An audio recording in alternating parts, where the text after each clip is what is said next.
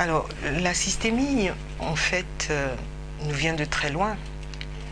Elle a commencé à se développer au XVIIe, XVIIIe siècle, sinon même avant, au XVIe siècle.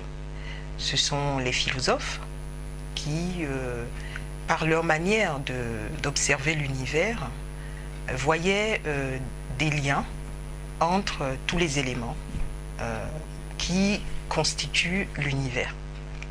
Progressivement, cette approche a disparu avec le siècle des Lumières, où ce qui était important dans ce siècle, c'était les sciences qui permettaient d'expliquer tous les éléments, qui permettaient d'affirmer la rationalité des choses. Et donc, le siècle des Lumières a vu émerger tout un courant rationaliste qui a mis un petit peu en sommeil cette approche qui est en réalité une approche très universelle, l'approche systémique. Mais progressivement, avec le souhait de plusieurs chercheurs de remettre du lien justement de la relation entre ce qui semble rationnel et ce qui semble éventuellement irrationnel, ou en tout cas difficile à saisir par l'humain, progressivement, cette vision des choses est revenue au goût du jour.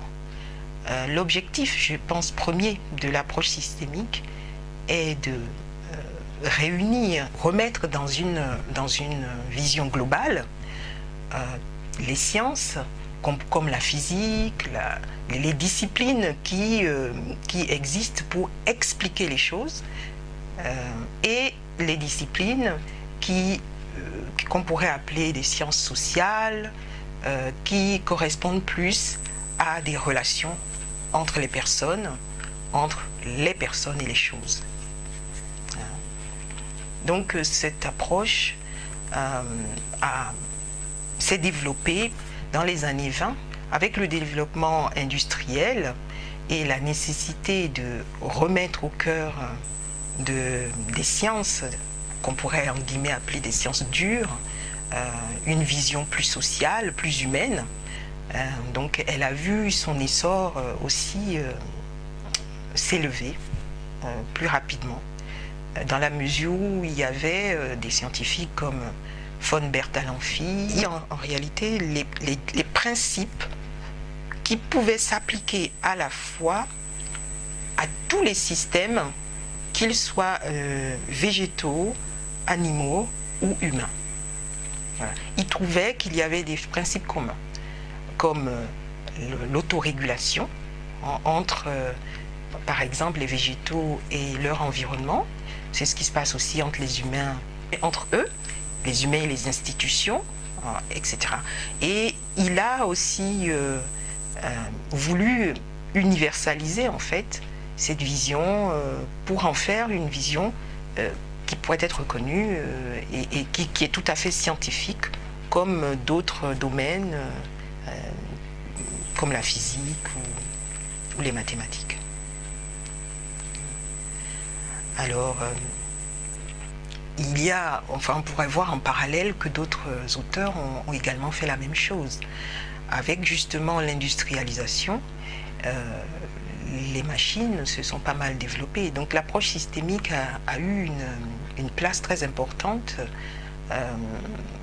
dans le développement de l'ingénierie artificielle, dans la mesure où les machines étaient construites pour servir l'homme. Le comportement humain permettait de mieux saisir comment on pouvait concevoir des machines qui puissent être au service de l'homme. Alors, il y a une dynamique récursive, je dirais.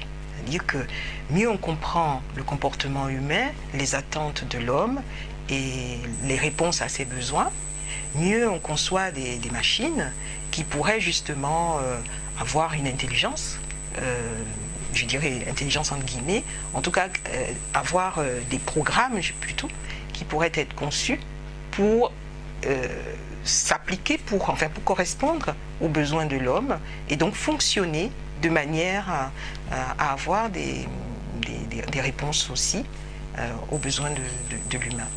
Donc cela nécessitait d'avoir une vision qui se décalque, c'est-à-dire on observe l'humain, le comportement de l'humain, les recherches qu'il a, donc une démarche vers une finalité, vers un but, donc avec des objectifs, et on peut identifier dans tout ce réseau-là les besoins que c'est-à-dire à quoi pourraient servir les machines pour l'homme, effectivement.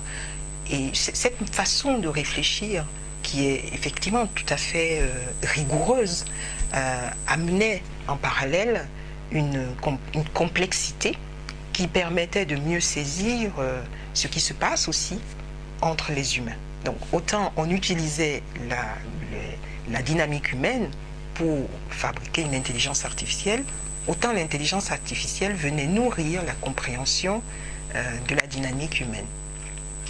Alors, cette approche est très large. Je vous ai parlé tout à l'heure du fait que cette approche est interdisciplinaire, puisque du coup, elle intègre toutes les sciences, puisque pour avoir justement cette vision globale, il fallait s'ouvrir à de très nombreuses sciences, la physique, pour mieux comprendre comment les corps fonctionnent, la chimie, comment les corps se transforment, et dans quel but aussi.